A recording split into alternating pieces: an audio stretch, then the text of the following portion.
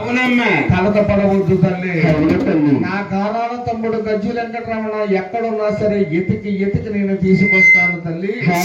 అలాగా నాకు ఇదప్పటికి నువ్వు క్షేమంగా ఉండమ్మా. అవునమ్మా. అలాగని నడక మొదలు పెట్టిందట మహాతల్లి.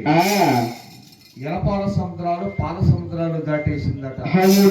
ఆ పాల సముద్రం అటు ఒడ్డుకెళ్ళి ఇటు చూసావు ఇదప్పటికి ఆ పాల సముద్రం మైంగా ఉందట. పెద్ద వాడల మర్రి. మర్రి కింద ఉన్నదట ఉగ్గుళ్ళ పుట్ట. పుట్ట పక్కన ఉన్నదట పెద్ద జిల్లేడు వనము. ఆ జిల్లేడు వనములో దాక్కుని ఉండి రెండు కళ్ళు నిండా జిల్లేడు పాలు పొలుసుకుని అమ్మోయ్ అలాగని మొరపెడుతున్నాడట మహానుభావుడు తిరుమల వెంకన్న. జిల్లేడు వనమకాడికి వెళ్ళిందట కూతురు దుర్గాదేవి.